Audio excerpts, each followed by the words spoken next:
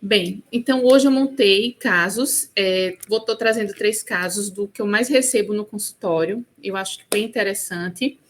Vocês fiquem à vontade para me perguntar, se quiserem parar também ou deixar para o final o que vocês preferirem. Não me atrapalha se vocês quiserem perguntar no momento, tá? Então vamos lá. O primeiro caso, então, foi uma menininha que chegou lá no consultório, né, um bebezinho de 3 meses. Até então, tudo bem, foi um parto cesáreo, mas por escolha materna, não teve intercorrências. Ela estava em seio materno exclusivo e ganhando peso adequado, as vacinações, a vacina, né, até o momento estava tudo certo. E a mãe vinha com as seguintes queixas. Ela falava que a criança tinha muita cólica, só que era uma cólica diferente do habitual. Ela disse que, apesar de ser mãe de primeira viagem, ela conversava com outras mães e ela achava que o padrão da cólica da criança era diferente, muito diferente, assim, não acalmava, a criança sempre muito irritada o tempo inteiro, não havia um momento, sabe, porque a gente sabe que a cólica do lactente, ela tem momentos, vamos dizer assim, onde ela tem os momentos de ataque, uma quantidade de horas, né, meio que tem um padrão, e ela achou que fugia desse padrão, e a criança sempre muito irritada e muito chorosa. Ela falava também de uma assadura, e até então a gente não examina, a gente vai só escutando, né, porque criança apresenta assadura, e eu perguntei assim como é que se ela fazia as trocas de fralda corretamente, tipo, na hora que a criança evacuava, ela trocava, ela disse que trocava, ela falou que não usava lenço umedecido. Esses lenços umedecidos, apesar da maior propaganda que existe, eles não são adequados. Tem um que é da Granado e um da Mustela também, mais novos, também não gosto deles. Eles vêm com muitos alérgenos. Mesmo que eles digam que é hipoalergênico, sempre tem uma substância sensibilizante que pode levar a uma alergia no futuro. Então, não gosto. Eu prefiro que seja uma limpeza com algodão com água morninha. E segundo a mãe, ela já estava fazendo isso. E aí ela percebeu o muco nas fezes. Bem, muco nem sempre significa doença. A gente tem que saber também que a presença do muco, o muco ele é produzido no intestino, mas enfim, ela se queixava de um muco muito maior, segundo ela, que o cocô sempre muito liguento. E aí você vai juntando todas as alterações, mais o muco. E o que mais chamou a atenção dela, que isso foi ocorrendo, né, ao longo dos dias. Ela disse que no primeiro mês começou essas cólicas e todos esses sintomas foram aparecendo até chegar o que realmente fez ela me procurar, que foi o sangramento nas fezes. Ela disse que esse sangramento foi o que mais assustou e procurou um alergista. Bem, e aí a gente começa a pensar em algumas possibilidades, né, juntando os sintomas. Cólica, assadura, ok, até então, né, muco, irritabilidade, mas o sangue nas fezes não é normal. Então, até então, uma criança, porque a mãe, geralmente, infelizmente, as mães tendem a exagerar um pouquinho, lógico que a gente não vai falar isso na consulta, né, a gente vai estar só observando também a sintonia do casal para entender e a ansiedade dessa mãe, mas sangrar não é legal. E aí a gente tem que começar a pensar em algumas coisas. Primeiro, uma invaginação intestinal. Né? Invaginação intestinal bate com esse quadro clínico. Lógico, é só a gente pensando nesses sintomas. Mas havia sinais de alarme para pensar nisso? Então, a criança estava lá, bonitinha, no colo da mãe? Não. A gente sabe que tem um padrão, né? Uma geleia de framboesa, né, que fala mais ou menos que parece esse sangramento, e a criança é uma criança muito irritada, estava no momento disso acontecer, mas não parecia. Só estou colocando aqui para a gente pensar em tudo que pode estar envolvido na situação, porque chega no pronto-socorro também, isso. E é um diagnóstico que a gente tem que pensar também. Uma infecção. Então, muito comum, quadros virais na criança, apesar de ser um bebezinho, a gente tem que perguntar à mãe se houve algum período de febre, se ela tem um irmão mais velho que está na escola e está trazendo algum vírus, alguma situação para casa, e ela negou isso, não tem irmão, é a primeira filhinha dela, eles estão ficando em casa, maior cuidado, não teve episódio de febre, de coriza, não tinha nada. Ok, então vamos prosseguir. As vacinas, ela estava com 3 meses, aos 2 meses, a gente recebe a vacina do rotavírus, e essa vacina, ela é uma das que pode dar uma mexida no intestino da criança. Não quer dizer que todas as vezes vai dar, mas num quadro desse a gente tem que pensar. Perguntei para ela se ela fez a vacina. Ela disse que fez, que já tinha mais de 20, acho que mais de 25 dias que ela tinha feito a vacina e estava tudo bem. Até então, ela não achou que a vacina tivesse alterado. Depois de 20 dias da vacina que houve esse sangramento.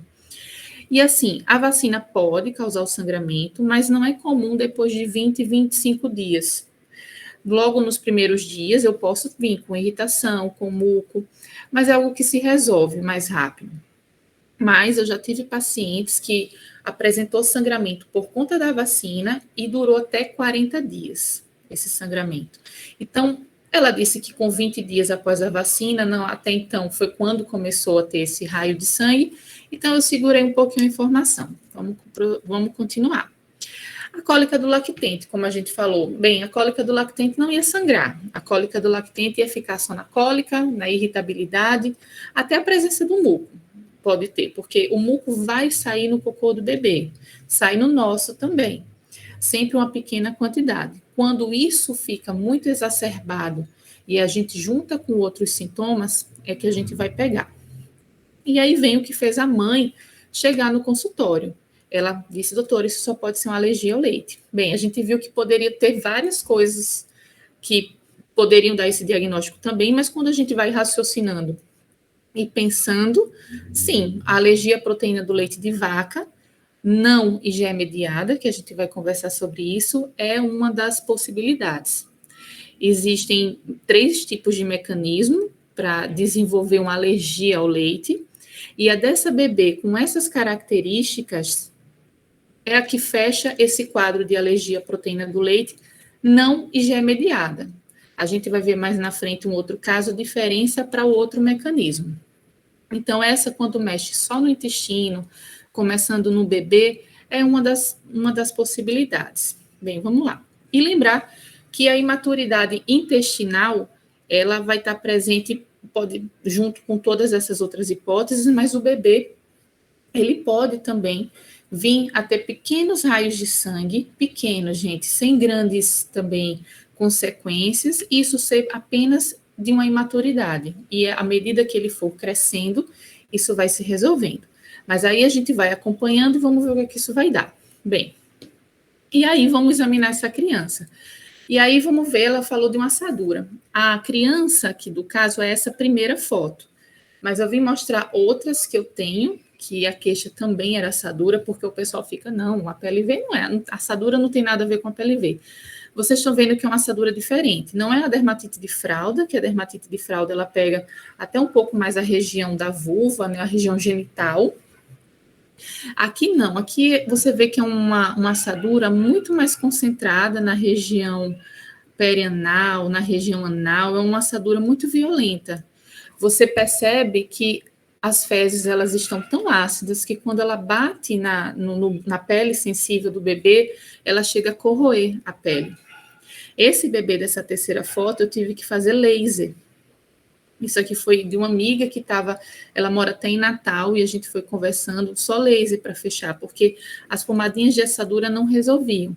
Porque você vai ver que mesmo a gente iniciando o tratamento, existe um tempo para esse intestino ir desinflamando e essas fezes irem melhorando. Aí a gente fez, bem, essa assadura chama realmente atenção. Parece que estamos caminhando realmente para uma alergia, né? Aí ela veio falar do muco. Como eu disse, o muco, ele é produzido no intestino, né? Ele tem proteínas, ele ajuda na lubrificação intestinal, ele vai ajudar em toda a digestão também, mas é um muco excessivo. O da nossa paciente é esse aqui. Você vê que tem horas que parece que é só muco, né? Essa coisa brilhante, meio uma liguinha, um catarro, né? Então, esse foi uma vez que ela fez e só veio o muco. Quando junta essa quantidade de muco com todos os sintomas, realmente nos chama atenção. Esse aqui também, aí já são outras fotos, e eu tinha até um vídeo, mas eu não achei esse vídeo mais, que mostra como ele fica liguento, sabe? Quando a gente, é bem diferente mesmo, que mostra essa presença do muco. Mas eu sempre tento acalmar as mães, porque à medida que a gente for fazendo o segmento, o muco não desaparece totalmente, para elas não acharem que não está dando certo, né? O que não pode ter de jeito nenhum é o sangramento. E, lógico, melhorando os quadros de dor e tudo, mas sempre vai ter muita coisa associada na criança, além do APLV, porque ela também vai ter a cólicazinha dela, ele também vai ter a produção do muco, o intestino está se firmando, às vezes vai ser cocô amarelo, cocô verde, com grumos, isso tudo nessa fase é normal. O que não é normal é o sangue, é o cocô muito preto, branco, isso não. E o sangramento. Então, eu sempre peço para. E elas sempre fazem isso, elas sempre tiram foto das fraldas, né? Então, a nossa bebê era essa aqui. Então, não era simplesmente um raio de sangue, né? Tinha uma quantidade significativa. Todos esses gruminhos que a gente vê, isso aqui também é normal, acontece no bebê, não tem nada que me chame a atenção. Aqui em cima tem um pouquinho de muco também. E aí, só que não quer dizer que tem que ser sempre esse sangue. Eu tenho um paciente que é só esse raiozinho, e é assim que, porque mãe futuca mesmo. Pode ser só essa quantidadezinha aqui, e você vê que esse cocô já mudou de cor, mas também é um cocô que não ok para mim. O que me assusta mais é esse raiozinho de sangue. Agora, olha a quantidade dessa paciente que eu também já tive. Essa daqui também era uma PLV, e olha a diferença. Então, não vai ser um padrão, cada um vai reagir de uma forma, lógico que aqui era uma situação muito mais importante, mas, e a gente vai acompanhando. Então, quando eu junto tudo, examinei a criança, olhei as fotos, é uma coisa que eu penso sim, na alergia à proteína do leite de vaca. Vamos conversar. Nesse tipo de alergia que a gente pincelou esses sintomas, ela vai acontecer por um mecanismo chamado não mediado por IgE. Ou seja, o paciente ele não vai formar o anticorpo IgE, não adianta pedir exame, não vai ter nada no exame, é um exame negativo. E, infelizmente, até eu acho que a semana passada eu recebi um paciente que um alergista falou, não é alergia, não deu nada. Não significa que não é alergia. Por isso que os exames, eles não dão diagnóstico. Não adianta você, vou coletar um exame para ver se eu sou alérgica à uva. Você comeu uva hoje, e não teve sintoma nenhum, você não é alérgico. Mesmo que esse exame venha com 24 de IgE lá, você não é. Você tem uma sensibilidade, o anticorpo está lá presente, mas ele não é ativo. Nesses pacientes, não. O mecanismo é celular, é um outro tipo de célula envolvida. E, apesar de ser um mecanismo, eu posso ter três manifestações. A proctocolite, que é a da nossa bebê. É uma bebezinha que ganha peso adequado. Geralmente é uma bebê, apesar dela falar da cólica, da irritabilidade, são bebês que, no geral, eles são bem tranquilos, sabe? Não é todo mundo que vai vir com esse quadro arrastado, não. Recebo muito bebê também bonzinho, de boa, que tá lá, o sangramento. Então, ele acomete só mais a parte final do intestino. A inflamação está muito mais na parte final. Essa proctocolite, a gente vai conversar do tratamento, mas ela se resolve muito rápido. Não é aquele bebê, aquelas mães, elas ficam desesperadas. Doutora, vai ter chance de cura? A chance de tolerar a proteína é enorme. Na maioria das vezes, com 9, 10 meses, já está tudo resolvido. A gente já programa um teste de provocação, que eu vou explicar para vocês, e o bebê consegue ou utilizar a fórmula ou a mamada, que eu vou explicar isso, porque o leite de vaca em si, as crianças elas só são liberadas a partir de 1 ano, né? Então tudo a gente faz através da dieta materna ou, se a mãe não amamenta, né, através de fórmulas infantis. Quando existe um outro tipo, né, uma outra apresentação, que é a enteropatia, é quando essa criança é acometida no intestino delgado, a inflamação, esse ataque celular, ele vai ser mais acima. E já é uma criança que tem manifestações muito mais importantes, ela não vai ganhar peso porque ela vomita muito, ela tem muita diarreia. Então, o quadro já é mais exuberante e mais, vamos dizer assim, aterroriza mais.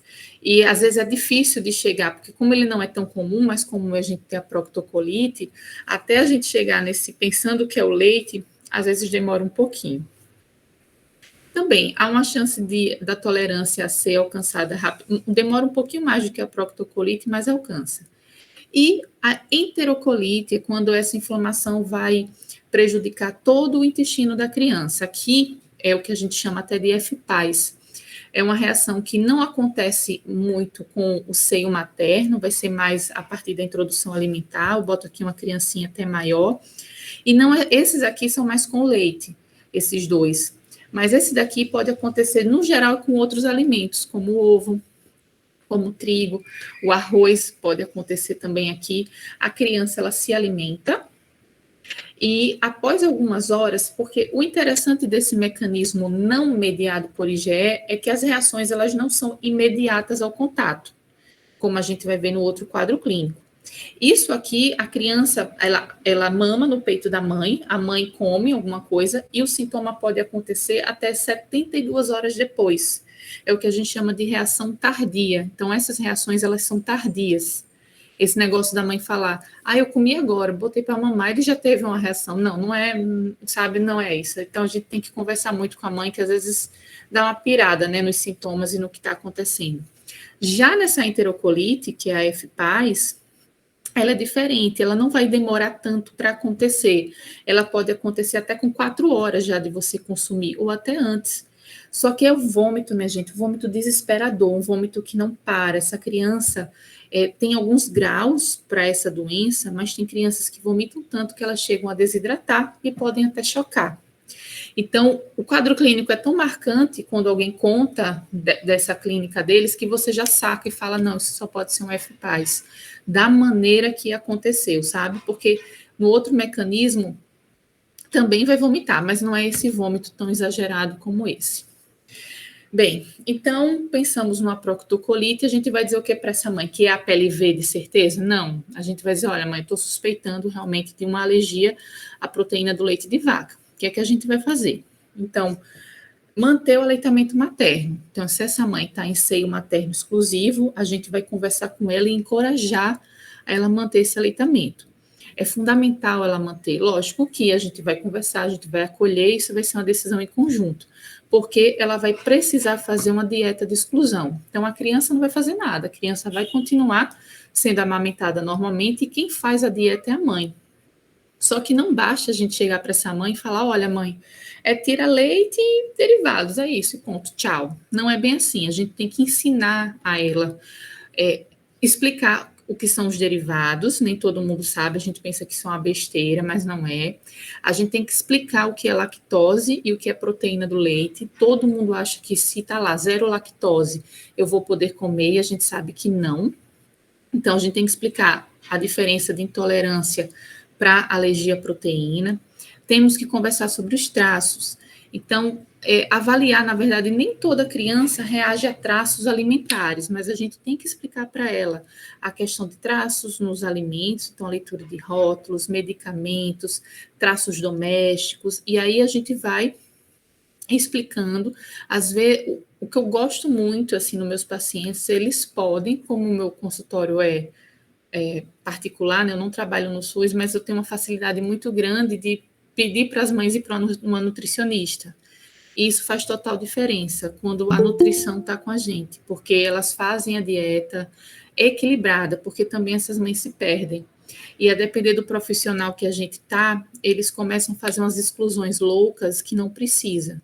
Porque a gente tem que explicar para ela que ela vai fazer a exclusão, mas ela vai demorar. Então, não é eu excluindo hoje, minha criança vai estar 100% amanhã. Não.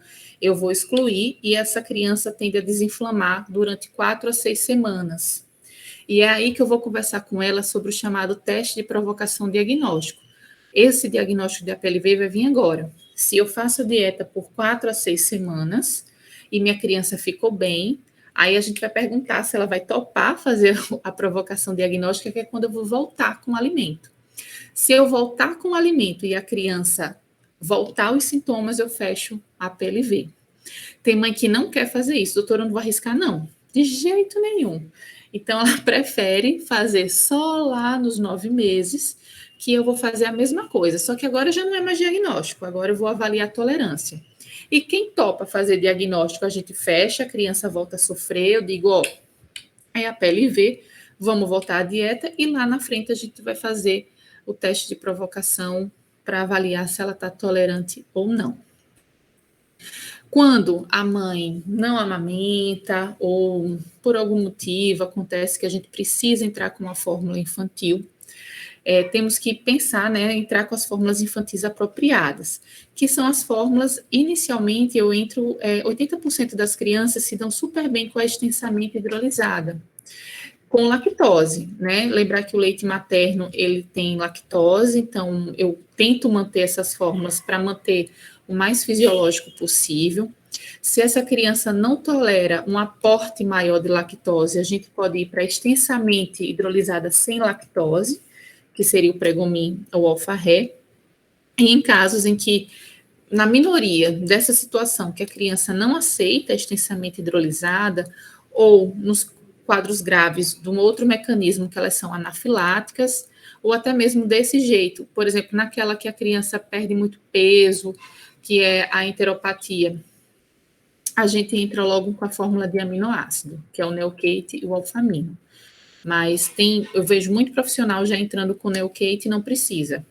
E lembrar que essas fórmulas, elas têm que ter dia e hora para a gente tirar. Não vamos deixar essa criança para sempre com essas fórmulas, porque do mesmo jeito que eu faço a provocação pelo leite materno, eu também posso já ir ajustando essas fórmulas também, tá?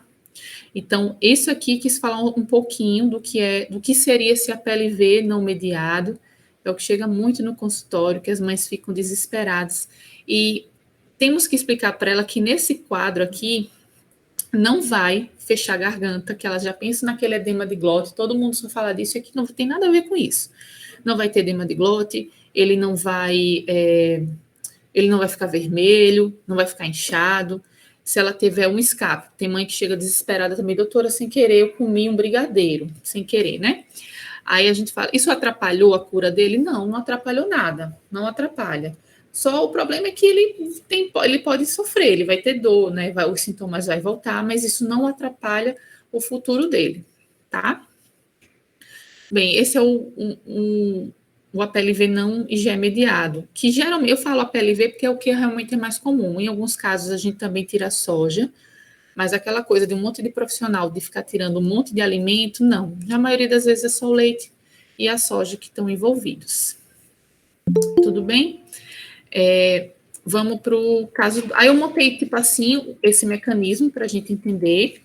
E agora vamos para o caso 2, que vai ser um mecanismo totalmente diferente, porque aí a gente vai conseguir associar. O caso 2 já é um menininho que vinha super bem, estava na introdução alimentar dele, ok.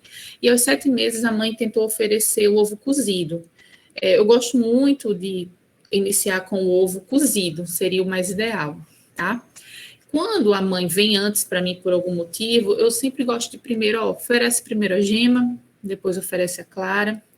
As pessoas confundem muito isso, acham que a gema é muito mais perigosa, não. E a gente tem que lembrar que até a gente, quando quer ganhar algum músculo e tal, a gente vai comer mais a clara, que é onde tem mais proteína. Onde tem mais proteína é onde é mais perigoso.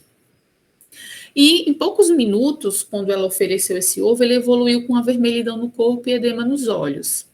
Esse menininho, eu conheci ele no pronto-socorro. Olha o que aconteceu com ele.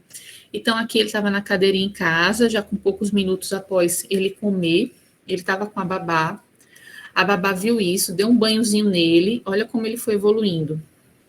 Ligou para a mãe foi correndo para o hospital. No hospital ele chegou assim comigo lá, eu estava de plantão nesse dia. Então, você vê a diferença da manifestação. Em poucos minutos, ele comeu o ovo, em poucos minutos ele evoluiu com a presença do angioedema bilateral. Não sei se vocês conseguem perceber, mas a orelhinha dele também estava bem edemaciada e vermelha. A foto não está tão boa, mas ele estava ele estava com rache, sabe, assim, no corpinho. E no exame clínico ele estava com uma rouquidão. Isso caracteriza uma anafilaxia. Esse mecanismo de ter sido imediato, de poucos minutos, é o que a gente chama do mecanismo IgE mediado. É o contrário do que a gente estava vendo no caso 1. O caso 1, ele era tardio, podia acontecer até 72 horas, a mãe chega lá chorando porque vinha acontecendo isso, e esse não. Esse ele comeu, ele teve e tem que ir para o hospital, que é aquela surpresa. São as reações imediatas. Elas podem ocorrer de minutos até 2 horas. E o acometimento aqui pode ser diverso. Então, na pele, eu posso fazer a urticária, o angioedema, fazer aquele rash, ficar todo vermelho. Eu posso ter o acometimento tipo, de simular um broncoespasmo mesmo, uma crise de asma. Então, eu vou sibilar, eu vou ter desconforto. Eu posso também ter estridor, fazer uma laringite, fazer lacrimejamento, tossir. Eu posso ter vômitos imediatos também, dor abdominal. Em casos mais importantes, eu mexo, eu faço hipotensão, tontura, desmaio.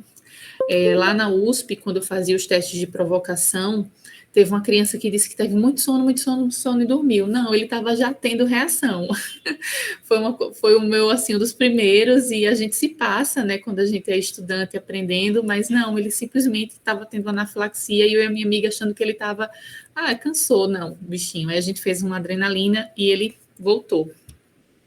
Quando acontece o acometimento de mais de um sistema, né, como aconteceu desse bebezinho que eu mostrei para vocês, é a anafilaxia, né, que é a reação mais grave, a reação que a gente mais teme. E todas as pacientes que chegam com esse quadro, a gente tem que explicar tudo isso que pode acontecer. Aqui são pacientes lá do consultório, cada um com a sua, com alguma coisa. Esse aqui não, esse aqui é só para a gente ver a urticária de pertinho, porque essa urticária vai aparecer de várias formas na nossa vida, seja, que eu vou mostrar no outro caso, mas não vai ser somente alergia que ela vai acontecer. Mas lembrar que ela é elevada, ela sempre tem essa parte assim mais eritematosa nas bordas, o meiozinho dela pode ser, ele é mais, como é mais clarinho, mas você vê aqui várias outras formas de aparecer. Aqui parecem só mais manchinhas, né? Mas foi depois de ele ter um contato, esse aqui é bem interessante. Assim, a mãe estava tomando um whey, e ela me ligou desesperada, porque ela achou que foi o pó do whey que bateu nele. E depois a gente foi vendo que em outras crises que ele foi apresentando, basicamente foi isso. Eram beijos de pessoas, era alguma coisa que batia no rosto dele, porque ele nunca chegou a comer nada com leite. Aqui é um rapazinho outro de ovo também, e a gente tem que ficar ligado em tudo, observar, olhar a criança todinha. E essa bebezinha foi uma fruta. Qualquer alimento, eu trouxe o ovo, mas qualquer alimento nesse mecanismo pode causar alergia. Então, seja de fruta, eu tenho um paciente com gergelim, eu tenho um paciente com linhaça, só para a gente ter noção. Tem gente que fala, nossa, mas não existe, né, alergia à banana. Nossa, é o que mais chega hoje. Banana, kiwi, abacaxi, tem de tudo.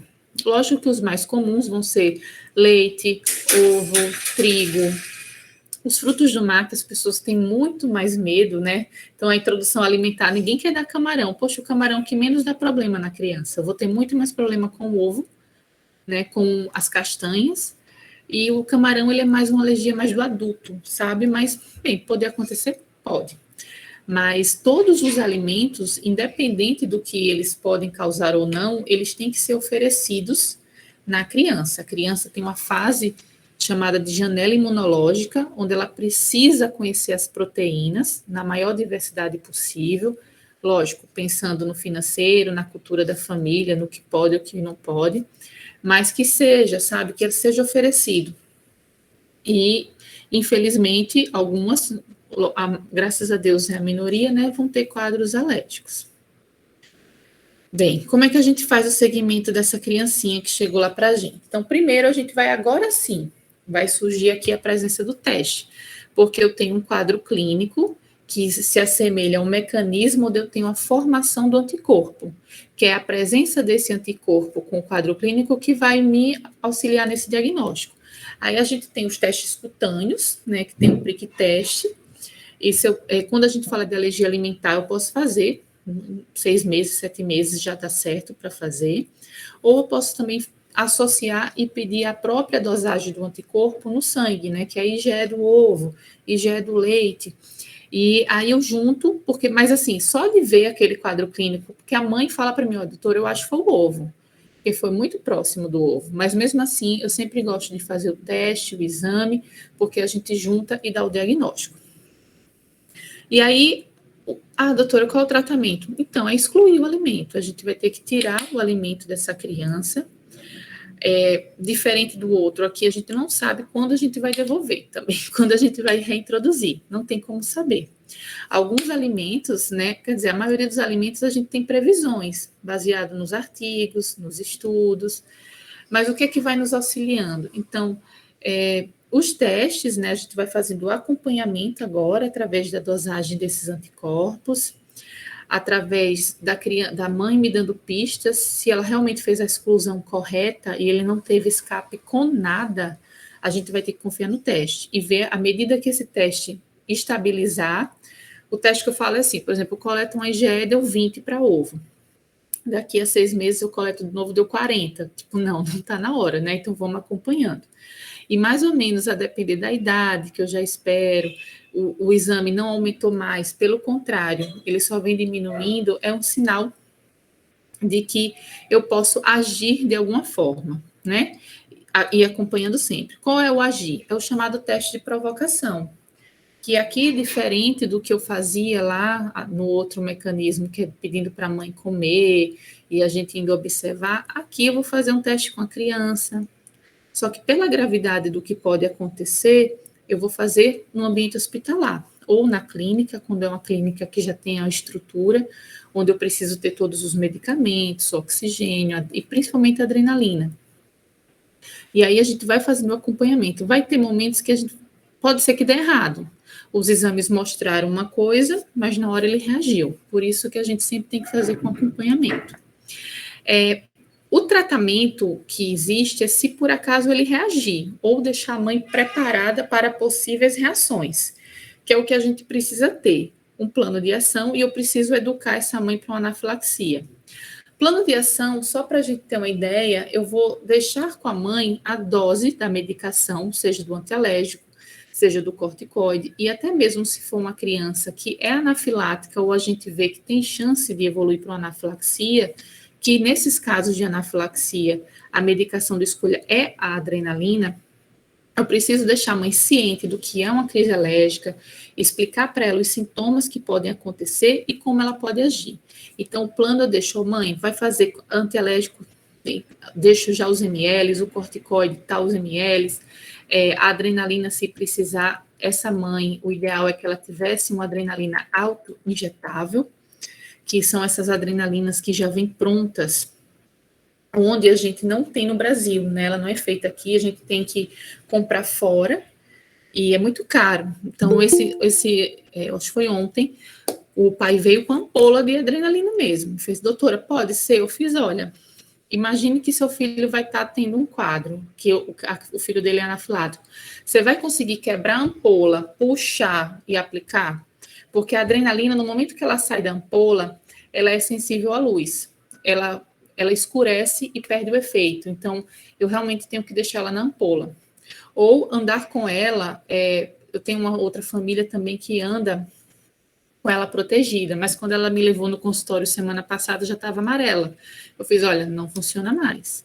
O ideal mesmo é a gente ter uma auto-injetável dessa forma. É muito fácil de aplicar. Estou esperando, uma família conseguiu e eu estou esperando ela ir, porque quando eles compram, eu peço para eles irem no consultório para eu ensinar a usar, né? Porque eles também têm que ter esse conhecimento. Não adianta ter e não saber usar ou ter medo de usar. Mas, como sempre, o objetivo é não usar nada disso, né? Então, a gente tem que educar, orientar, conversar sobre escola, passeios, viagens, alimentação, tudo dessa criança, tá? Acho que o caso 2 era isso, explicar, eu acho que ficou claro, né? Um mecanismo não IgE para o mecanismo IgE. Se não ficou, a gente conversa e eu explico direitinho, mas só para vocês verem os riscos de a gente tem que deixar bem claro essas diferenças, sabe, para as famílias, porque chega tanto bebezinho com quadro do início, achando que o menino vai morrer, que vai fechar a garganta a qualquer momento. Então, realmente, pediatras, alguns não sabem explicar, e a gente, só o fato de explicar e poder acalmar a mãe já ajuda bastante. Agora eu vou trazer um caso de uma coisa que nem só porque teve, não quer dizer que é alergia. Olha só. Então, aqui, essa menininha de 4 anos, ela vem apresentando urticárias há 5 dias. Imagina que a gente viu um bebê que comeu um ovo, ele fez uma reação imediata ao ovo, fez uma urticária. Essa urticária poderia acontecer até 2 horas. E a gente fez o medicamento, a gente tratou ele, e ele foi para casa naquele dia do pronto-socorro. Não teve urticária. Já essa criança está vindo há 5 dias com urticária, tomando medicação sem melhora. E a mãe foi na consulta porque ela tinha certeza que era o corante. Que vocês vão ver quando vocês começarem a trabalhar, não sei se já estão no internato, o pessoal bota a culpa no corante, bota a culpa na salsicha de uma coisa que comeu há 2 dias atrás. E não é, gente, o mecanismo da alergia, o IgE mediado, ele é até 2 horas. Se você medicou a criança, aquilo vai limpando, mas ela não vai ficar recidivando, ela não vai ficar vindo no outro dia e no outro dia por conta daquele alimento. Não existe, a não ser que a criança comesse ovo todo dia. Então, você ia ver essa ligação, mas independente, vir, não. E aí, o negócio é convencer essa mãe de que não é o corante. Olha só como essa criança estava. Então, aqui ela em casa, né? Isso aqui são urticárias. Você vê que é cheio de urticária, cheio, cheio. Isso coça, isso irrita, né? A bichinha não estava conseguindo dormir. E a mãe, bem, quando eu olho para isso de 5 dias, não me vem nada de alergia na cabeça. A não ser, como eu falei, ou ela está comendo uma coisa todo dia, e o corante, apesar de toda a confusão do corante, o corante não é. Porque agora, para eu explicar o do corante, mas ele é uma pseudo-alergia. O corante, a gente vê que as alergias elas estão envolvidas com proteínas. Fora um tipo, que é a alfa-gal, mas o corante, ele é um produto químico, ele é um aditivo, ele não tem esse mecanismo de fazer isso. Em algumas situações, ele pode simular sim, mas não ia ser dessa forma. E aí, será que isso é alergia? Né? Então, com toda calma, assim, tranquilidade, é uma consulta que é mais demorada para tentar convencer e explicar. Bem, primeiro ponto vem, a gente tem que pensar, se está mais de alguns dias, não sei se isso exatamente é uma alergia. Lógico que nas urticárias agudas, né, que é o caso dessa, a gente tem que pensar em tudo. A gente começa a perguntar de medicação, tem alguma medicação envolvida? Porque a medicação, se está tomando todos os dias, pode. Aí a gente pergunta de medicação, picadas de inseto, alimento. A gente começa a fazer uma anamnese tentando construir se existe alguma coisa que pode estar causando essa urticária diária. Não, não tem. O corante, não é. O corante, ele vai... e outra coisa que as pessoas não entendem é que o corante, o estímulo do corante, a irritação, é sempre pela quantidade. E a alergia é diferente. A alergia basta um contato para eu ter a reação. O corante, muitas vezes, eu preciso de um acúmulo de corante. Quantas vezes um paciente toma o capo e passa mal, toma o Del Valle e não passa? Por quê? Tem corante do mesmo jeito, mas a quantidade do corante do capo é muito maior. E aí, nessa conversa, eu tenho que buscar outras coisas. E a principal causa de urticária aguda na criança são as infecções. E aí eu tento puxar se a criança teve algum tipo de resfriado, e ela disse que sim. Ela teve esse resfriado que está agora, né, pegando todas as crianças, tosse, coriza, ela fez febre, mas ela disse que a criança já estava boa. Não importa, a urticária ela pode vir antes da infecção, durante a infecção, um pouquinho depois da infecção. Então, quando ela me fala que o resfriado estava envolvido, eu penso numa urticária aguda infecciosa. E aí, o que é que acontece? Aqui é rapidinho. Na nossa... O que leva a gente a ter essas manifestações alérgicas é uma célula chamada mastócito. Esse mastócito, essa célula aqui, ele é cheio de granulozinho. Quando o mastócito é ativado, e a gente viu até agora que ele foi ativado por um mecanismo alérgico, quando a gente olhou o segundo caso, né, o anticorpo veio, se liga aqui no mastócito, faz o mastócito degranular. E o mastócito libera várias substânciazinhas que que é a histamina que o mastócito libera. E é ela que faz a gente ter as manifestações de urticária, de angioedema. Só que o mastócito é uma célula sensível também a outras formas de ativação. E uma das coisas que podem ativar o mastócito, você viu que tem várias ativações, medicamentos ativam por receptores diferentes, as citocinas que eu falei, fatores físicos, e está aqui a infecção. A infecção é uma das formas que ativa o mastócito, que leva à formação dessas urticárias no nosso corpo, e a principal causa na criança não é a alergia, não é a picada de inseto, não é o alimento, a principal causa vai ser as infecções. E aí o mais difícil é a gente tentar mostrar isso para a mãe. Se a mãe acha que é o corante, então melhor vamos dizer para ela, então tira o corante, né? O corante não é bom mesmo, tira esse corante da alimentação, mas a gente acaba pegando ela, porque uma coisa ou outra que essa criança come vai ter um corante e a gente depois consegue mostrar que não é isso. Ou até mesmo ela tirando o corante, as urticárias agudas causadas por infecções, elas podem durar até 6 semanas com a ação desse vírus, ou de bactéria, parasita, pode acontecer. E aí a gente vai mostrando, realmente, doutora, não é possível, não é possível. E aí é quando ela começa a acreditar que não é o corante, que é uma outra coisa, mas é muito difícil. Tem paciente que até sai, vai de um alergista para outro, achando que o outro não presta, sabe? Porque não está resolvendo. Bem, mas existe sim uma forma da gente resolver. O tratamento, apesar de ser uma infecção, se for viral, não tem jeito, a gente vai esperar o vírus ir embora. Lógico que se for algo bacteriano, nós vamos tratar. Se for algo, um parasita, a gente vai tratar. Mas para acalmar esse mastócito que está ativado, eu preciso dar o antialérgico. Só que, na maioria das vezes, não vão ser antialérgicos na dose habituais. A gente vai ter que aumentar um pouco, às vezes a gente precisa até quadruplicar a dose do antialérgico. Também são antialérgicos mais específicos que eu vejo que ajudam mais, como, por exemplo, a fexofenadina, que é o Allegra, ou a levocetirizina, que é o Zixin, que são os que eu mais gosto para controlar. E em alguns casos a gente utiliza o corticoide, porque está tão intenso. Muitas vezes ele é associado até com a presença de angioedema. E aí o corticoide vem e nos ajuda. Por curto tempo, 3 a 5 dias na criança. Já o antialérgico eu posso utilizar por um tempo maior. Então, será que eu falei muito rápido? É isso, eu queria mostrar para vocês 3 casos em que eu mostro os diferentes mecanismos da alergia alimentar. E explicar que nem tudo também vai ser alergia, para a gente, que é o mais comum, essa urticária, chegar no pronto-socorro, chegar em tudo, e a gente saber, né, identificar, orientar. É isso.